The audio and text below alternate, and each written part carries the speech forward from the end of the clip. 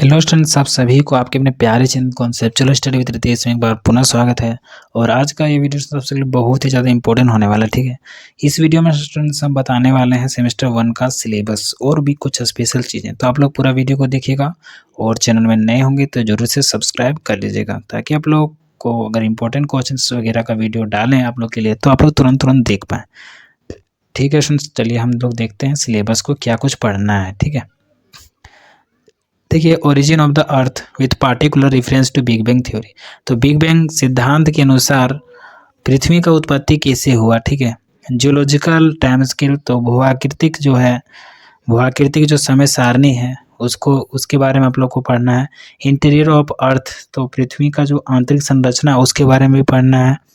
आइसोटेसी, plate tectonics, earthquake and tsunami, volcanicity, folds and faults. तो देखिए जो ज्योग्राफी है मेरा बैकग्राउंड में, ठीक है, मेरा हर एक सांस में ज्योग्राफी ही चलता है, मतलब क्योंकि हम इतना ज़्यादा इसमें पढ़े हैं। ठीक है, फिर भी बहुत कम ही पढ़े हैं, उतना कोई किसी को नहीं बोलना होता है कि हम ज़्यादा पढ़ें। आप जितना ज़्यादा पढ़िएगा उतना कम पढ़ें। ठीक है, ऐसा रहता है, क्योंकि कोई भी सब्जेक्ट जो है सो अपार समुद्र है। ठीक है, अथाह समुद्र, उसको कोई भी था नहीं लगा सकता है। जितना पढ़िएगा और ज़्यादा पढ़ने का उसमें जगह मिलेगा। ठीक है, इस तरह से तो एक-एक चीज़ के बारे में हम पढ़े हुए हैं तो आप लोग को बढ़िया से बता सकते हैं। ठीक है, तो आप लोग चैनल को सब्सक्राइब करके रखिए, ताकि आप लोग के लिए जब वीडियो बनाए तो आप लोग तुरंत देख पाएँ।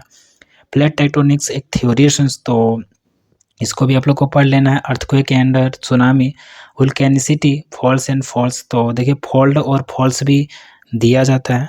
ठीक है, और देखिए यहाँ क्या है, मॉड्यूल सेकंड में इवोल्यूशन ऑफ लैंड फॉर्म्स, तो भू संरचना जो है उसके बारे में। ठीक है, first order and second order, तो फर्स्ट ऑर्डर में क्या होता है और सेकंड ऑर्डर में क्या होता है। जो लैंड फॉर्म्स भू आकृति है उसके बारे में बात हो रहा है। टाइप्स ऑफ वेदरिंग, तो वेदरिंग के बारे में है। ठीक है, वेदरिंग आप लोग को पता होगा, इसका हिंदी में क्या होता है वो हमको नहीं पता, लेकिन इंग्लिश में हम पढ़े हैं इसको। ठीक है, वेदरिंग, टाइप्स ऑफ वेदरिंग, कुछ हम हिंदी में अगर समझाएं तो मौसम से जो नहीं होता अपक्षय। ठीक है, याद आ गया। ठीक है, अपक्षय ही इसको शायद कहते हैं। अब देखिए मास मूवमेंट, ये भी कुछ वृहत संचलन इसको कहते हैं। ठीक है, लैंड फॉर्म्स, यानी कि जो रहता है चट्टान वगैरह रहता है उसका अलग अलग तरह से बन जाना। ठीक है, fluvial, glacial, aeolian, karst and coastal, तो अलग अलग जगहों में अलग अलग तरीके से बन जाता है। जैसे फ्लूवियल में अलग, ग्लेशियल में अलग, एओलियन में अलग, कास्ट प्रदेश में अलग, कोस्टल प्रदेश में अलग, तो इस तरह से। ठीक है, अब बाकी इसका हिंदी कर लीजिएगा, क्योंकि हिंदी हम भूल गए इंग्लिश में पढ़ाया गया हमको, तो हिंदी उसका पता ही नहीं किया। ठीक है, इस तरह से। नॉर्मल साइकिल ऑफ इरोजन, तो क्या होता है नॉर्मल साइकिल ऑफ इरोजन, जो इरोजन होता है, इरोजन कहे तो अपर्दन। ठीक है, इरोजन मतलब अपर्दन, जो अपर्दन का जो साइकिल रहता है उसको WM डेविस दिया है। ठीक है, WM डेविस दिया है इस सिद्धांत को, तो उसके बारे में पढ़ना है। Views of W Penck on normal cycle of erosion, तो नॉर्मल साइकिल एक दिया है W पेंक के द्वारा ये सिद्धांत, तो उसको भी आप लोग को पढ़ लेना है। ठीक है, अब मॉड्यूल थर्ड में देखिए एटमॉस्फेयर, यानी कि ये तो आपका क्लाइमेटोलॉजी से रिलेटेड है। ठीक है, यानी कि जलवायु विज्ञान से, जलवायु भूगोल से। ठीक है, जलवायु विज्ञान ही कहते हैं उसको। ठीक है, भले ही भूगोल रही है। ठीक है, अब देखिए एटमॉस्फेयर में क्या होता है, स्ट्रक्चर एंड कॉम्पोजिशन, तो बनावट और संरचना को पढ़ना है इसमें। एटमॉस्फेयर में मतलब वायुमंडल में।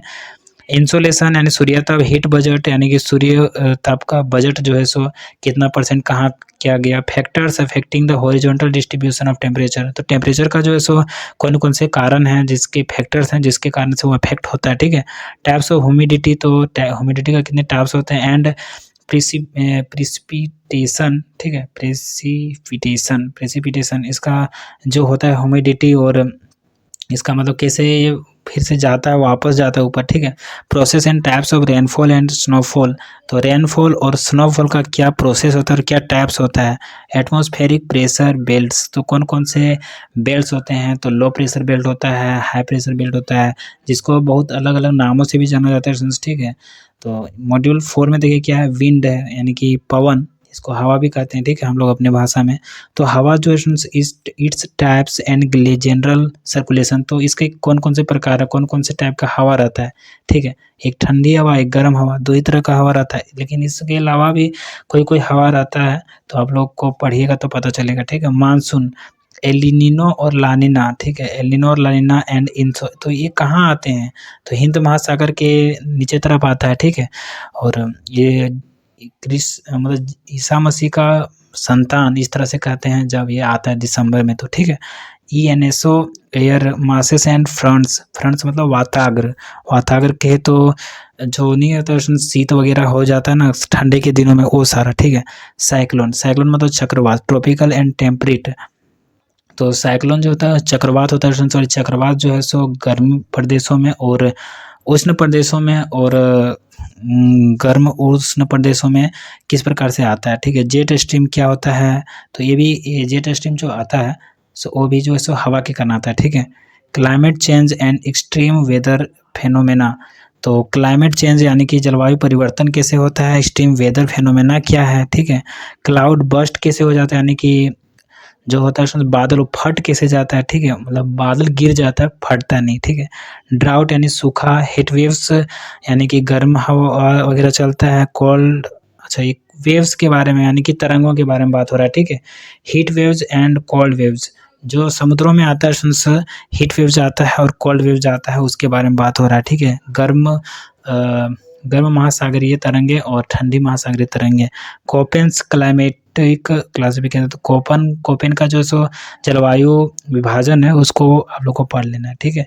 इसके रिलेटेड बहुत सारे बुक्स हैं, हम सविंदर सिंह का पढ़े हैं, JP शर्मा का भी है, ठीक है। देखिए सविंदर सिंह का दिया हुआ है, इसमें बहुत ही बढ़िया से दिया हुआ है, तो आप लोग लेके पढ़ सकते हैं। नहीं तो अगर आप लोग के पास अगर बुक है मतलब लाइब्रेरी है तो आप लोग लाइब्रेरी में पढ़ सकते हैं। आई होप आप लोगों को क्लियर हो गया होगा। लेकिन इसमें देखिए एक तो और कन्फ्यूजन है, इसमें कोई का कहना है कि सेमेस्टर 1 में जो ये पढ़ना है, ठीक है। कौन सा पढ़ना है, introduction of geographical thought and GIS GPS and remote sensing. अगर आप लोग को भी पता है कि वही पढ़ना है तो आप लोग बोलिएगा, ठीक है, हम उस पर वीडियो लाएंगे तुरंत, ठीक है फ्रेंड्स।